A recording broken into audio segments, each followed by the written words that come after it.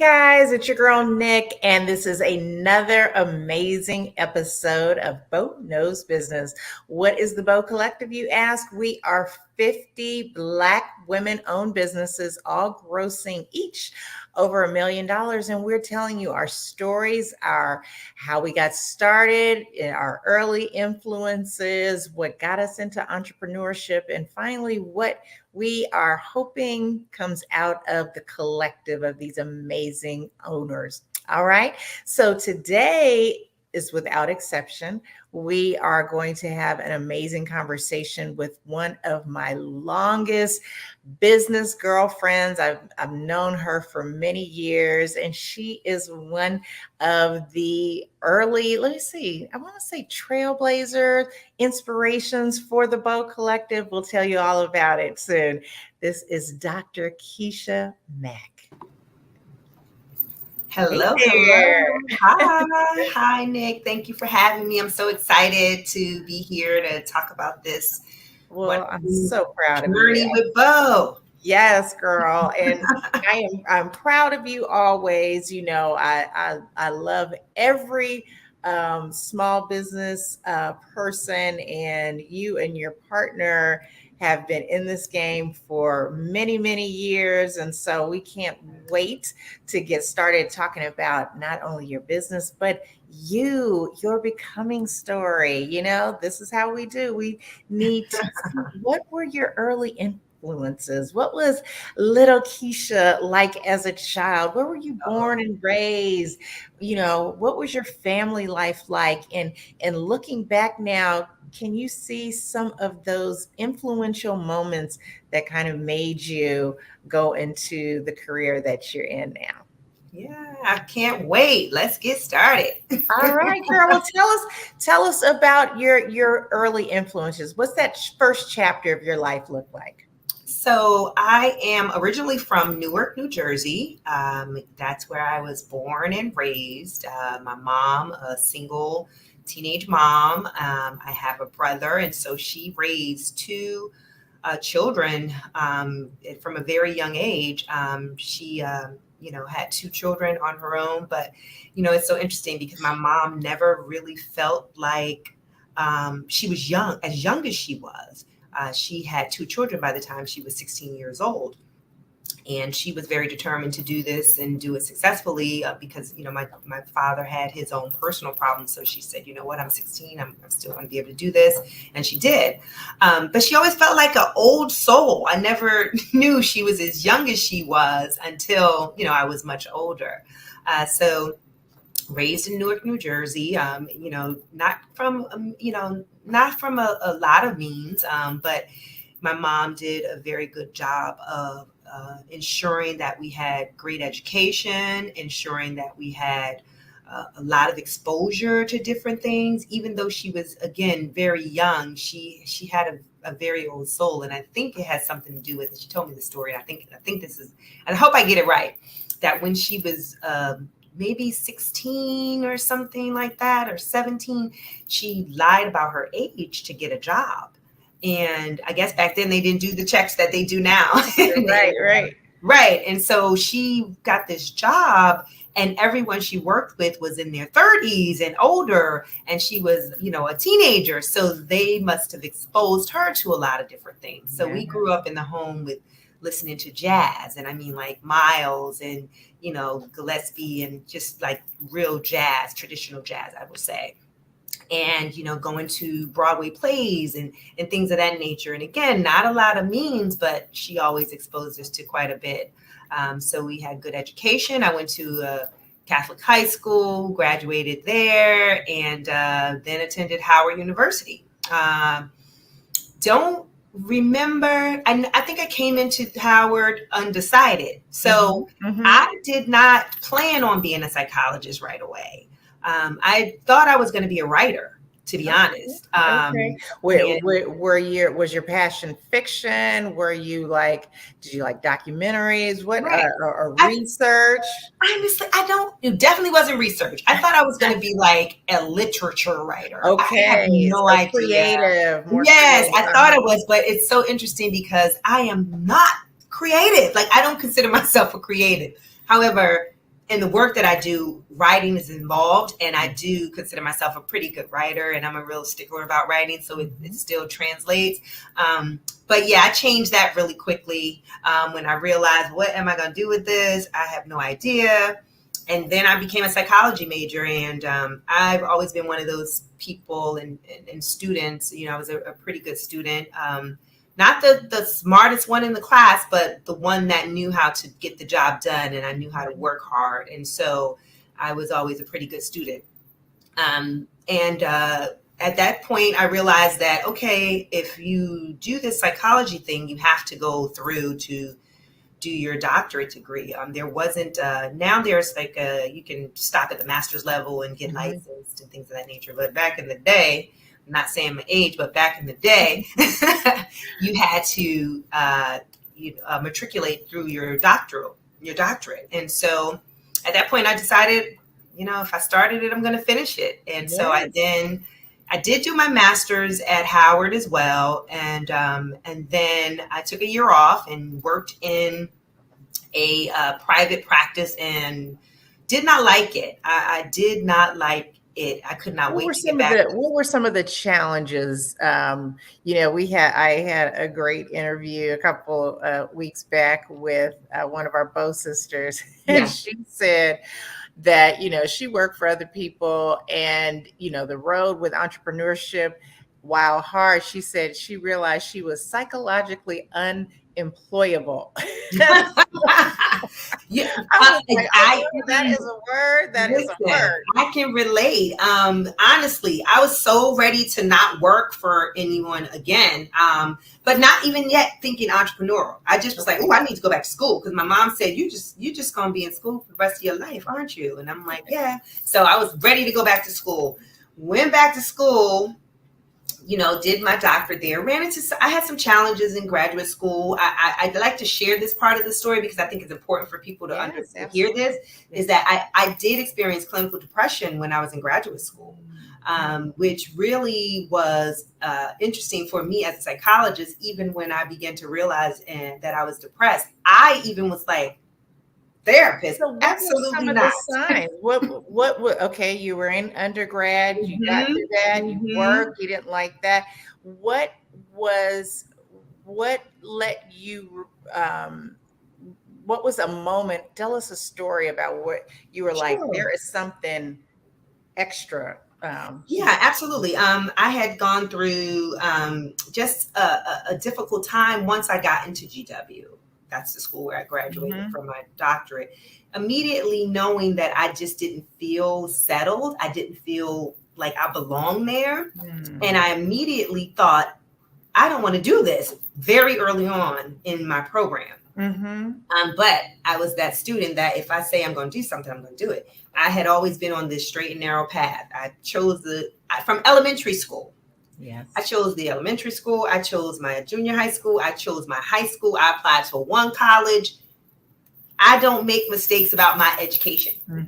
And so making a mistake about my education was not an option. So if I chose GW, then I'm supposed to be a GW, and I have to go to GW. If I said I'm going to do this doctorate, I have to do this doctorate because I don't make mistakes about my education.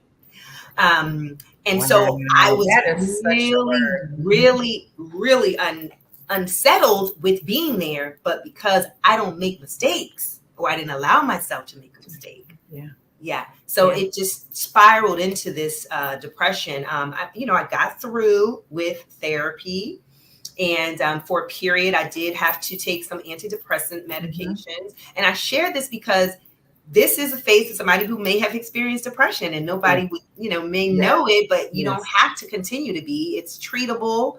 You don't have to be on medication for the rest of your life. You can take it for the times needed, and then you be well again. And I'm well again. So I always like to share that part of my journey to help particularly Black women know that it's okay. It's okay. Well, Black women, Black men, and I share this story, and because my son, he graduated from undergrad and went to law school, and was miserable. Was absolutely miserable. And we had a series of talks, and what you said deeply resonates, because he had a lot of feeling about not continuing. Yes. And I have to say, as a parent, I was like, you when you start something, you finish. But he went from an IT background to, legal, and they're two totally different Yeah. Yeah. languages. Yeah. And listening to you, I'm glad that I was able to say to him, I'm proud of you. After I said my pitch, but I was like, Yeah. Yeah. ultimately it is a triumph to be able to say, this is not a good fit. This does not work for me. Absolutely. And so, you are going to, I'm sure, bless a lot of people. We have so much focus and drive and Yeah. ambition, Yeah. but we have to kind of forgive ourselves, let ourselves out of these contracts and commitments that we have made, when Yeah. sometimes there might be a different road, there might be Yeah. a different solution. Yeah. Absolutely. And during that time, I even called home and told my mom.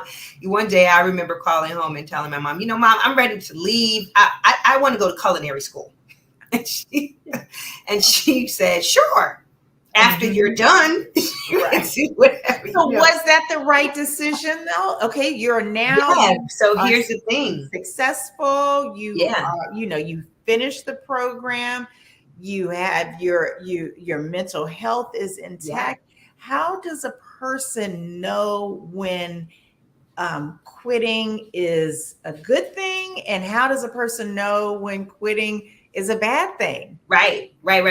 So for me, in my particular journey, I think one, I never fit into GW's community. I just didn't feel like that was my community and that was my home.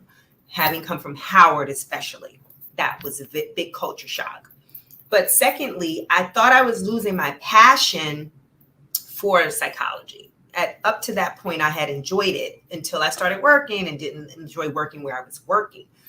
So when I realized I wasn't going to be able to leave at that particular point, I said, okay, I tried this part of psychology. I tried this part of psychology. There's one area of psychology. There's one group of clients I have not worked with yet. Let me try that and see what happens then. If that doesn't do it, then I know this is not for me. Got it. I found it. Oh, that's I awesome. started working with adolescents, and it just brought me so much joy. I really enjoyed that population. Now, it did not relieve the depression. It did not relieve the feeling I had about GW, but it gave me a purpose to continue. To push through, right? Yes, to get through. I found my group. I loved working with adolescents. Tribe. Yes, I found my group that I could work with, and that brought me the joy around psychology again. And then I just had to do my cooking on the side. So I love it. And you know what? Thank you for that nugget, because with my son, he didn't find something on the other side to help him forge through the difficult. Yep. So, he had up and downs in undergrad, but he could push through because the love of technology, of the systems, that was always the North Star. Yep. But on the law side, there was no North Star to keep him focused. So I'm so grateful to you for sharing that story. Oh, absolutely. A lot of us, we're kind of old school. It's like, I got to do this no matter what, because I was taught not to quit in a vacuum. But you do have to know yourself and your purpose, the things that light you up on the inside, that'll get you through temporary setbacks, right? Yeah. And that did it for me. And so after that, I was very, we have to do something that's called an internship, which is basically residency, similar to what, medical doctors do. So I was very intentional about only choosing sites that where adolescents were the primary population that I would work with. And so I did that and I enjoyed it. And so I was back. I've had my groove back. And, I pushed through and made it through graduate school. And even for some years after that, I still, worked on my mental health and that kind of thing. And actually my therapist is still on speed dial. That's not for depression. That's just because. Yes. I love it. No, yeah. that's so many great nuggets. So, and with my last interview, I was like, "Ooh, I can stay on the technical part of what you all do, like all that one day." I was like, "But we are here about business. Yes. I got to give our crew some business nuggets." Yes, indeed. So, listen, I love talking about the substance of your business, but I also love that you are a co-owner of a business practice with another amazing Black woman. Yes. Tell us about your entrepreneurship journey. Number one, how did you guys solidify that? And then number two, I love business partners because I think whether you're married or not, when you can keep a business together for a sustained period of time, there's some really good things, key things that you're doing with that relationship. And so I'd like for you to tell us the story of how you got together, but how do you keep it together? How do you keep that successful business relationship going? Absolutely. It's really interesting because, I had never intended on owning a business. My thought was that I would, once I finished, I would start working for someone and be in practice and that kind of thing. But when I finished my internship and came back to DC area, I was in California for 2 years. I just took a job that I needed to take a job. And it was doing consultant work. It was a contractor, 1099. And so that was my entry into working for myself. Yes. In entrepreneurship, being a 1099 and a consultant for this particular company. Although in looking back at my history, I've never really had a full-time job. I didn't know that at the time. You didn't know at the time, right? But when I look back, I've never had a full-time job. So I met Mercedes Ebanks, my business partner, through a mutual friend on a ski trip. And I think at that time we were both in graduate school. And so we had that shared relationship of graduate school. And then we both went on internship. I moved back and, started working for this woman. And I think I ran into her at an event when she came back from her internship, one of my, the mutual friends party. And I'm like, "Hey, you need a job?" And she's like, "Yeah." And so brought her on, introduced her to the person I was working for at the time. So she started working with us there. And then interestingly enough, there were 3 of us. And so our other partner, Dr. Maya McKinney, hey Maya, from your old area, from Oakland. We went to high school together. I didn't know that. Yes, Maya was my original business partner. Yep. That's awesome. Yep. And so the 3 of us, so Maya was moving, over in this on the East, and someone reached out and I'm like, I can ask this person about her getting a job there. So she started working there as well. And just over time, we worked together for a few years. I had that going on, working 20 hours here, just never anywhere full time. We were like, we could do this ourselves. And that's kind of where it started. The 3 of us decided that we wanted to do it ourselves, and we started meeting. We would meet at each other's homes, put in like $25 a week at the time to kind of start our savings. I love it. And for the first year, we did not do anything except build the foundation for our business. We didn't go after any contracts. We didn't do any of that. We built the foundation for our business. We started thinking about what we wanted to do, how we wanted to do it, name, getting registered, like all of the details to, tax ID. We didn't do anything. We didn't jump out there. We wanted to really make sure that we had built a foundation. And so each week we met, took notes, talked about what we were going to do, how we were going to do it, what we were going to do, first contracts, save money to buy testing equipment. How are we going to jump out there?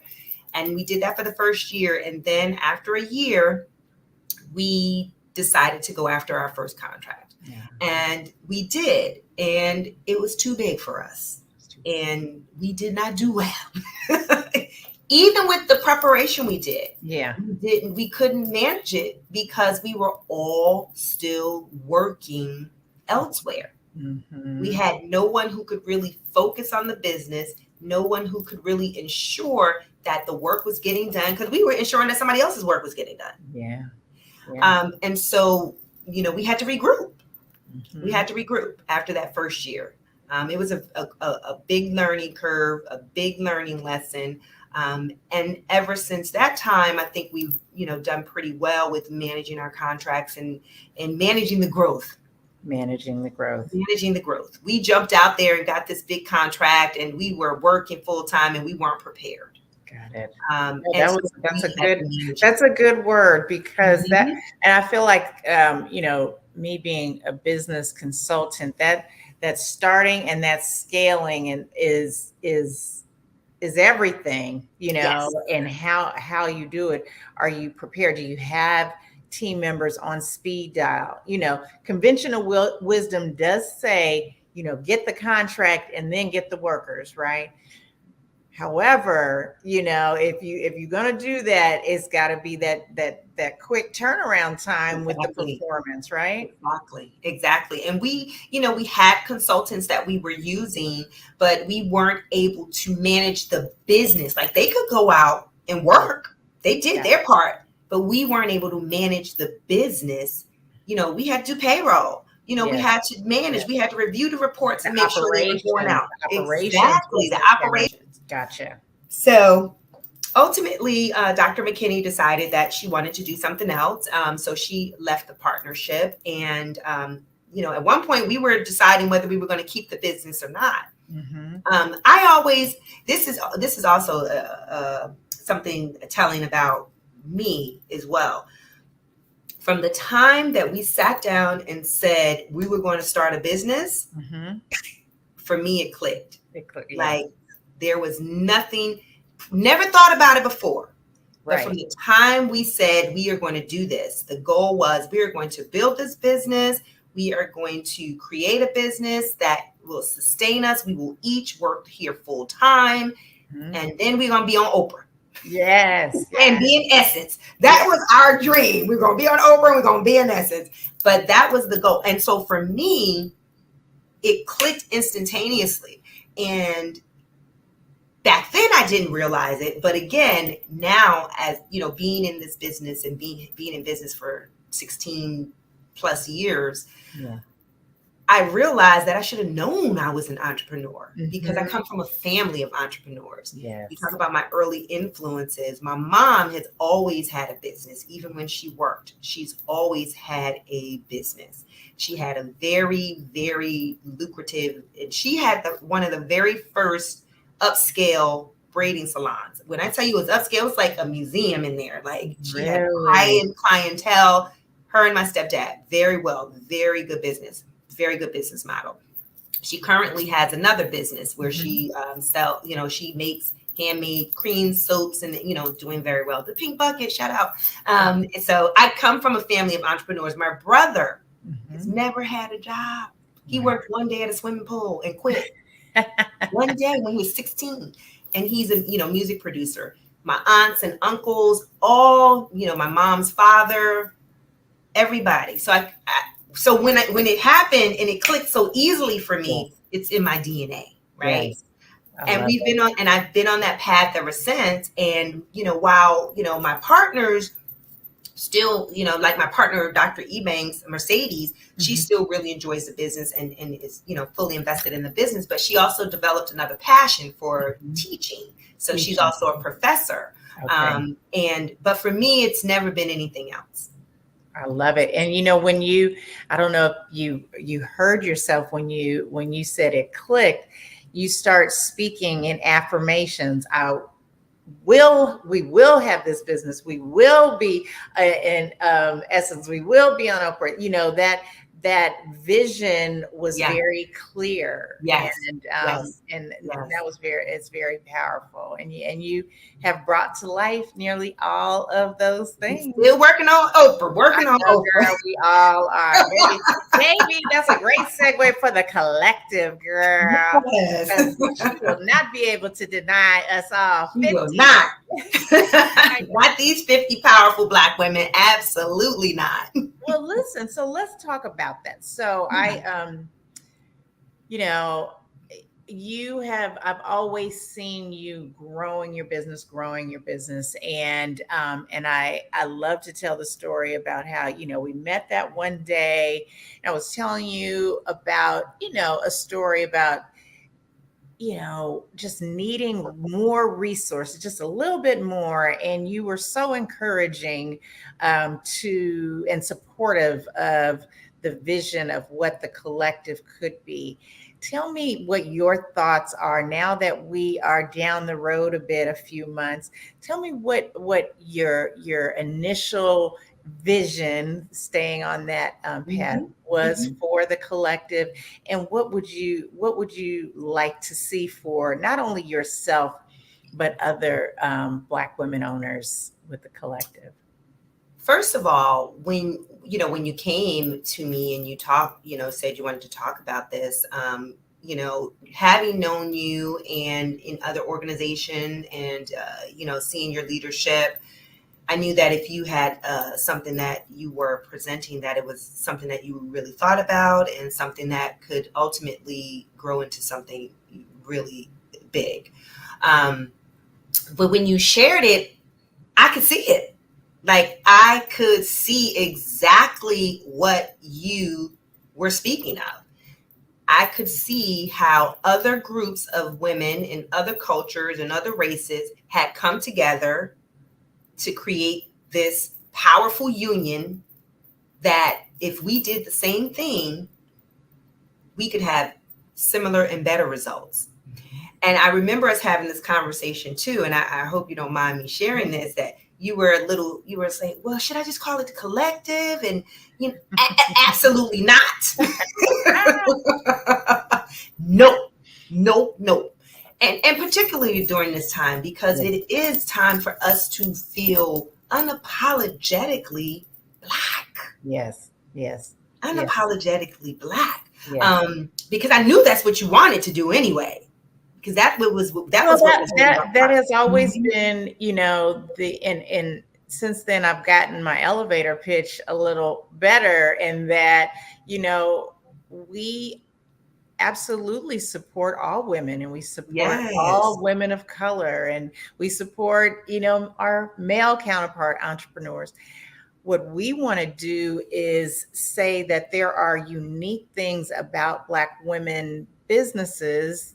Maybe there are some disparities that we want to bring light to. yes, But the most important thing is we want to collaborate instead of compete. And we yes, want to bring resources to Black women yes, businesses.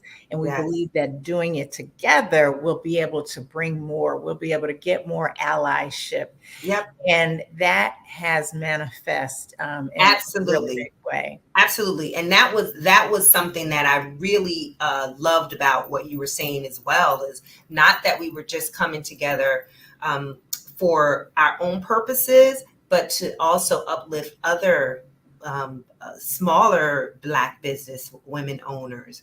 Yes. I love that idea. Mentorship is really huge for me. Mhm. I didn't have a mentor, and I know the value of being a mentor and having a mentor. So I'm always mentoring up and coming small business owners. Like my mentees are folks that used to work for me. My externs are now my mentees, and they have their own businesses, and I'm I so love it. excited. But that piece was really huge for me, and I really loved that idea because that was something different. That not only are we going to uplift our own businesses, but we're going to make sure we bring folks with us. Yes. And that's That is important. the quintessential. I think it's a woman thing. We are always caring Yeah, about yeah, yeah, community. We are yeah. caring about others. And we are collective in Yeah, our yeah. DNA Our is DNA, I was going collective to say and the same thing. collaborative. Yes, that's who we So are as a people. you It know? really is. And Yeah. so I think, the fact that it is resonating not only within the 50, but really around the world. I looked the Yeah. other day at our website. We had someone in the Netherlands. We had someone Wow. looking at our website and staying on it, which means they're Yeah. looking at our podcast in South Africa, Love it. Love and it. so it's like we got something here. We got something Oh, special, and we're doing it together. And yeah. That's why I did not hesitate. It's when you said absolutely, like on sight unseen at right, that bar, sight unseen. Yup. Count wake me up, in. toast. We Let's gonna make toast. it happen. Make it happen. And I've seen the fruits of it, the collaboration Tell us about it. Tell already. us Yeah, our audience about absolutely. it. I have already started collaborating and working with two people from the collective. And it's such a joy to be able to just reach out to other women who I have this relationship with and say, hey, do you have this particular capability or skill, or can you help me here? And that kind of thing. And I'm currently working with two businesses. Verve, which is Laquan, Yes. working with her business. She's helping us with, contracts and Mhm. contract management and proposal writing, which has been great. And then I'm also working with ProArt. Is it ProArch? Yeah, Pro Arc. Yes. Let's Yep. see. ProArt. Yep. ProArc as well, who will be helping us with some cybersecurity and getting us compliant and, I love making it. sure that we are safe and secure. And so I am just really excited about that. Being able to go to the latest Bow Business and Bankers event and making those connections and contacts. While we already had just, I had a relationship with someone at one of the banks, but that just further solidified that relationship because, Exactly. I had a relationship with her, but this allowed them to see me as a part of the collective, and then that may lead to other opportunities for Absolutely. funding. So Absolutely. it's definitely been rewarding. I really enjoy being a part of the collective, and being able to support other business women and offer our services to other folks. I'm just excited to continue. I thank you, sister. Thank you for your yes. Thank you for your perseverance and, just being, so supportive of not only this idea, but our community. You give us all so much support. Our youth, mental health, we know all of the challenges we all go through. So I'm glad you're out there fighting the good fight, girl. Fighting a good fight. We're hanging in here. We're hanging in here. I want to leave you with the final note. Tell our audience how to stay connected with you. Absolutely. So, as you see, we are the Mecca Group, and we are a mental and rehabilitative health services company here in the district. And we are located in Washington, D.C. on Connecticut Avenue, 1001 Connecticut Avenue Northwest, Suite 1235. You can find us on social media at the Mecca Group. We're on Facebook, Instagram, and LinkedIn. And you can contact us via phone at 202-529-3117 and admin at the Mecca Group LLC.com. Thank you, sister. Thank you so You're much for your welcome. time today. Thank you so much for having me, my bow sister. Okay. What I tell you all, I mean, another amazing, inspiring edition of the Bow Knows Business. Tell a friend. Join us next week, next time. Follow us on all social media. Go on our website and, just absorb all of these amazing stories and come back next week. Thank you all so, so much for joining us. Take care.